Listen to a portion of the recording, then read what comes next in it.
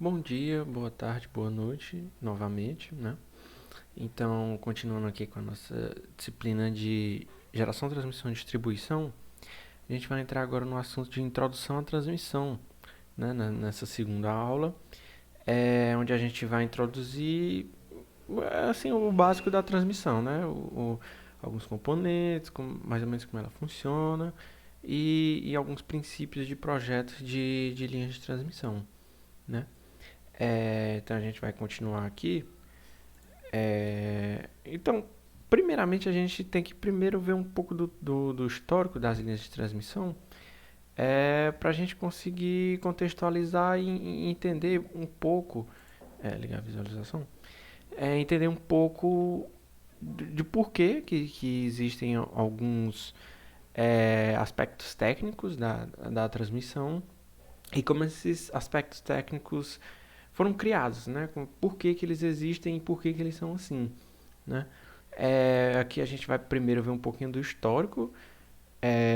Então, a transmissão de energia elétrica, como a gente conhece, mais ou menos como a gente conhece hoje, que seria ela já em a transmissão de grandes potências, a transmissão com altas tensões, ela vai iniciar ali por volta de 1952 nos Estados Unidos, ali na American Electric Power, né? É o início assim, da transmissão de energia elétrica. Era aqui, né, na minha colinha, é um sistema de 380 kV. Na mesma época também começou a ser desenvolvido na Suécia. Aqui a gente tem em 1952, mais ou menos ali na Suécia, a gente tem os primórdios da transmissão como a gente conhece hoje, né? Com o passar nos Estados Unidos, isso surgiu. Aqui a gente está falando de transmissão alternada, né? Então é mais ou menos ali o período que o pessoal chama de o fim da guerra das correntes, ali mais ou menos onde a transmissão de energia elétrica alternada em altas tensões ela se tornou padrão da distribuição de energia, né? Por conta da guerra comercial, né? Que houve entre o Thomas Edison e o Westinghouse, que os dois eles tinham essa disputa comercial para saber quem é que ia dominar o mercado de transmissão de energia elétrica. Acontecia que para aquela faixa de tensão e de potência, a corrente alternada era mais eficiente para se transmitir potência para a faixa de potência e tensão que se utilizava na época. Então ela acabou prevalecendo no mercado, né? A transmissão de corrente alternada. Então, né, a partir ali de 1952, foi que se começou a ter largas transmissões de potência através de linhas de transmissão de alta tensão também. Mas já em 1957, a União Soviética também começou a implantar linhas de transmissão, né, alguns anos depois, e já aqui no nível de 550 kV, que já é uma tensão bem alta, não é? Já é uma tensão considerável, já são necessários equipamentos grandes, já são necessários grandes isoladores. Os equipamentos se tornam maiores por causa da classe de tensão que eles estavam utilizando na transmissão. Aqui já em 1959 já se começou aqui a implantação de mais linhas de transmissão na União Soviética. Em 1967 começou a já aí realmente muita alta tensão. A gente chama isso aqui já é quase perto de ultra alta tensão que a gente classifica, né? Então ao longo dos anos a gente foi vendo que foi aumentando cada vez mais a tensão, né? Aqui a gente está falando só de tensão AC, né? E não aumenta mais do que isso, porque a gente vai ver mais na frente que começa a ter efeitos indesejados quando você começa a aumentar demais a tensão, né? Começa a se tornar um sistema extremamente caro e perde eficiência também. Quando você aumenta a tensão acima aqui de 1200 kV, 1100 kV, já não vale tão a pena assim transmitir em corrente AC, né? No Brasil, aqui a gente pode dizer que o início de linhas de transmissão de alta tensão, ela se deu meio tardiamente, né? aqui na faixa de 800 kV, ela se deu ali por volta da década de 80, meados da década de 80, né? Com o surgimento das grandes usinas hidrelétricas, né? Aqui no Brasil, então na China também, e foi assim quando os países desenvolvidos começaram a se industrializar e se modernizar, né? Mais ou menos ali ao mesmo tempo da China, do Brasil, a Coreia, a África do Sul, né? Começaram a desenvolver essas capacidades de transmissão nessas largas escalas de potência. Então aqui seguindo adiante, a gente tem aqui. Então a gente tem alguns componentes básicos das linhas de transmissões, como elas são concebidas hoje, né? Vou falar brevemente sobre alguns, só dar uma pequena introdução que a gente vai ver mais a fundo depois. Mas basicamente linhas de transmissões, elas servem para transportar potência para certos lugares. Então, os principais componentes delas são condutores, obviamente, né, que são meios de transmissão de campo elétrico, né? A função dos condutores é levar o campo elétrico, a tensão, a corrente até o local que se deseja.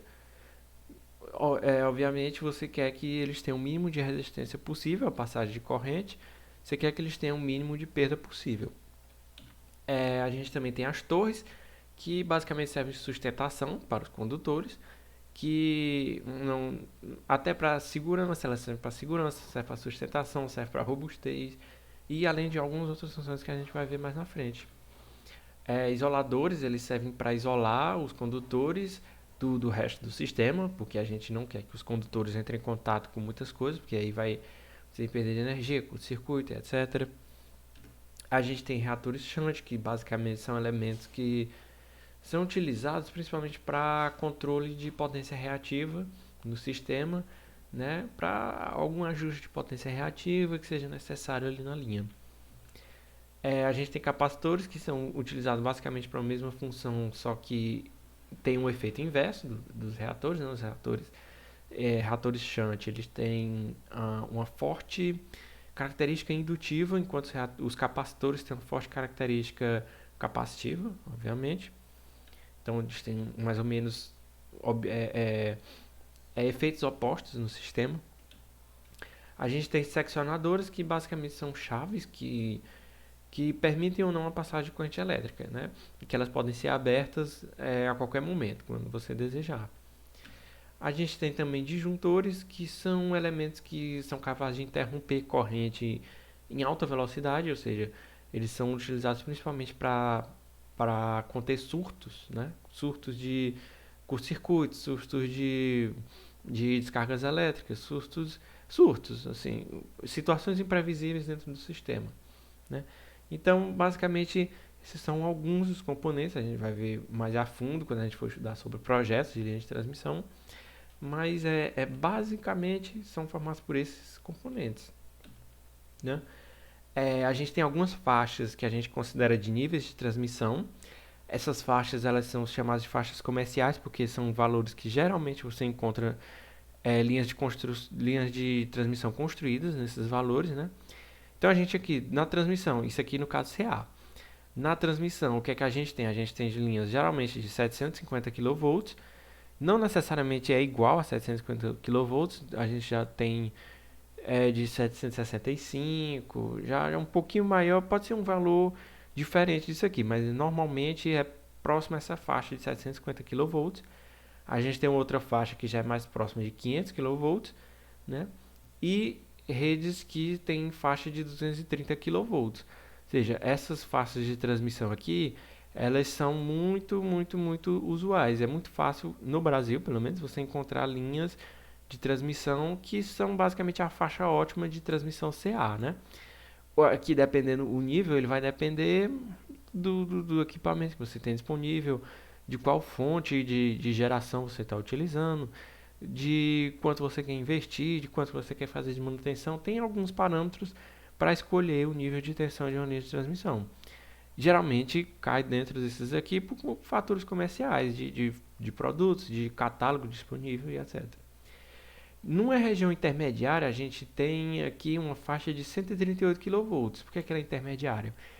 Às vezes se considera que isso é transmissão de energia e às vezes considera que isso aqui é subtransmissão de energia, né? Subtransmissão, propriamente dita, se considera 69 kV, geralmente o pessoal chama de 69, né? São linhas de 69, ou então subtransmissão de 34,5 kV.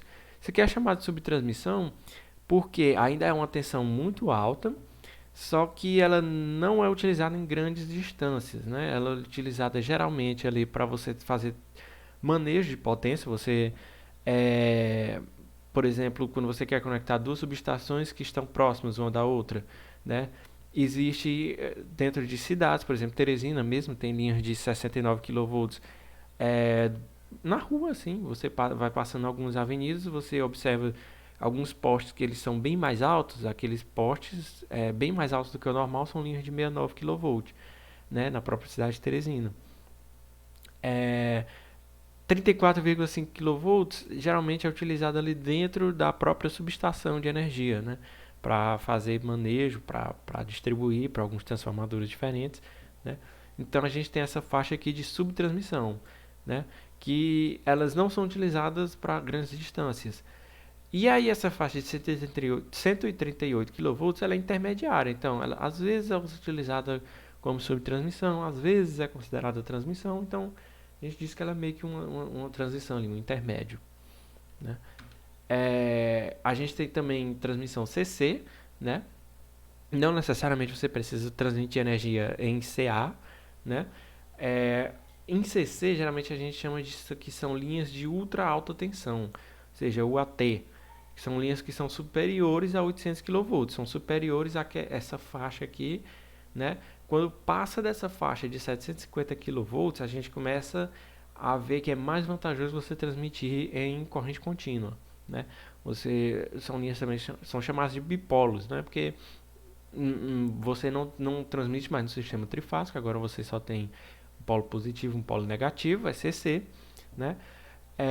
No Brasil é utilizado, né? Então, inclusive a maior linha de transmissão do Brasil é em corrente contínua, né? É a linha de ultra alta tensão de Belo Monte, que vai da usina de Belo Monte aqui no Pará, vai percorrendo todo o caminho aqui pelo Tocantins, por Goiás, e ela chega até aqui a divisa entre São Paulo e Minas Gerais, na cidade de Ibiraci, né? Foi um investimento enorme, assim, uma totalmente, assim, ela já foi expandida até de uns anos para cá, mas se estima que o investimento total dela foi 8,7 bilhões de reais, né?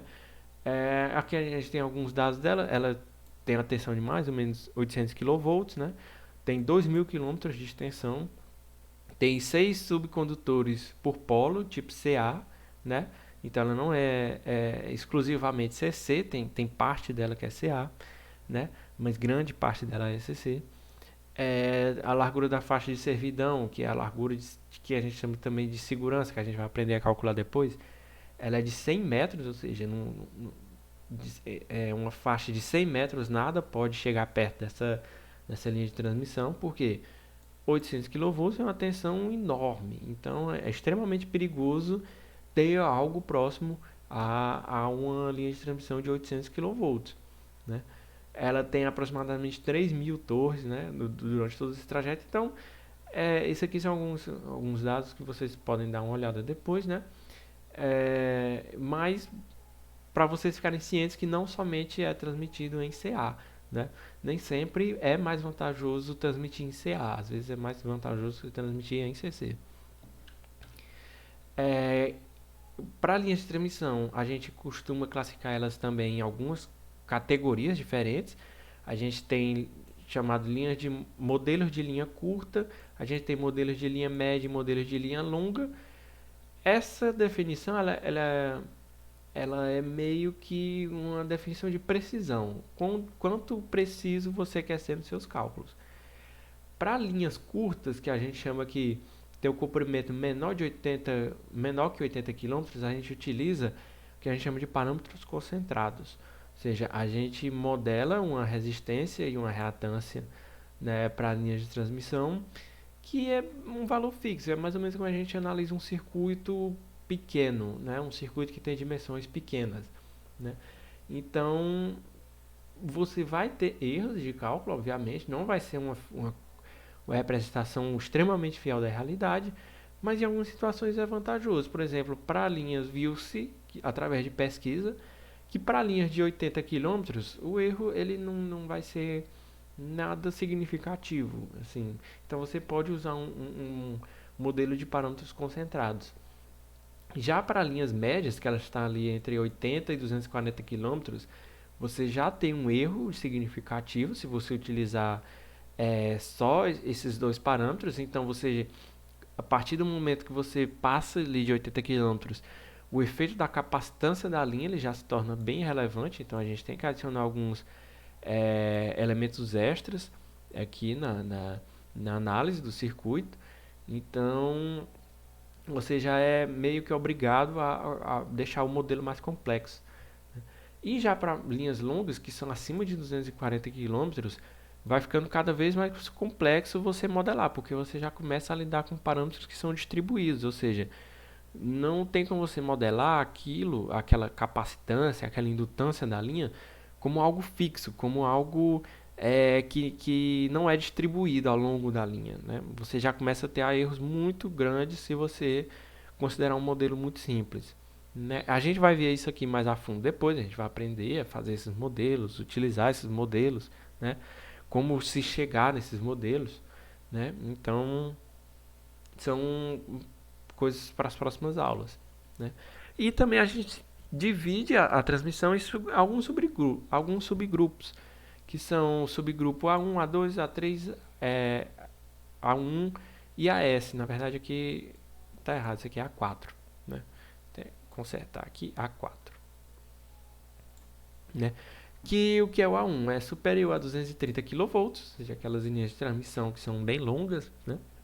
Geralmente são bem longas. Subgrupo A2 está ali entre 88 e 138 kV, ou seja, já começa a meio que ser subtransmissão. O subgrupo A3 a gente tem linhas de 69 kV, né? Ou seja, já é uma subtransmissão. Subgrupo A4 já de 30 a 44 kV, isso aqui normalmente já acontece dentro da mesma cidade, né? É uma transmissão de subestação para subestação, então, né, um grupo já vai reduzindo a tensão. E a gente tem subgrupo AS que é inferior a 2,3 kV subterrâneo, ou seja, a gente também tem transmissão subterrânea. Quais são os principais desafios assim, das linhas de transmissão? Bom, primeiro, complexidade socioambiental e fundiária, né? Um problema assim, já bastante recorrente nas transmissões, porque gera impacto ambiental, conflito com posse de terra, conflito ali se você tem que pagar um royalty se for passar por alguma terra, às vezes passa por uma terra indígena, às vezes passa por uma terra, um local protegido, né? Conflitos com reservas indígenas e reservas ambientais. Né? Então, o traçado da linha de transmissão é algo extremamente complexo de lidar. Né?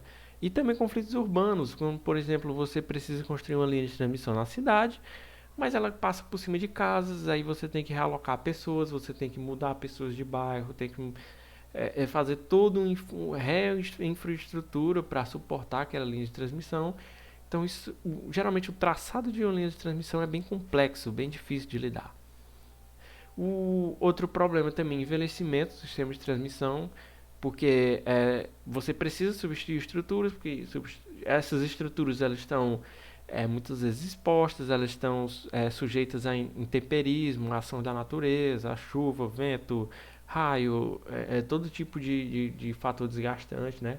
Então você tem que garantir a vida útil dos equipamentos, que não é fácil. A gente tem impactos de mudanças climáticas também, né? Com alterações ambientais, por exemplo, agora a gente vendo tempestades mais frequentes, a gente vendo temperaturas mais altas, temperaturas mais baixas, né, uma maior salinidade, uma maior presença até de dióxido de carbono na atmosfera, gera intemperismo nas linhas de transmissão e são fatores que não eram previstos quando essas linhas de transmissão foram construídas, por exemplo, 20 anos atrás. Né? Não era tão difundido, assim, não se conhecia a fundo tanto os impactos ambientais das mudanças climáticas e o sistema de transmissão muitas vezes ele não foi feito preparado para isso, né? Então isso é um grande problema, né? E coordenação da expansão e geração de transmissão, ou seja, é muito difícil você coordenar Planejar novas linhas de transmissão é muito difícil, você executar novas linhas de transmissão é muito difícil, né? É uma coordenação extremamente complexa, multifatorial, multidisciplinar. Então, é um projeto extremamente complexo, caro e dependioso para todo mundo que está envolvido no processo de construção de uma linha de transmissão. Ou seja, não é fácil você montar todo um sistema que seja funcional, seguro, à prova de falhas, né? E economicamente viável. Então, por hoje a gente só vai ver isso aqui. Na próxima aula a gente vai ver um pouco mais sobre alguns componentes das subestações, que são basicamente os pontos iniciais e finais de uma linha de transmissão, né? Então, muito obrigado por assistir e até a próxima aula.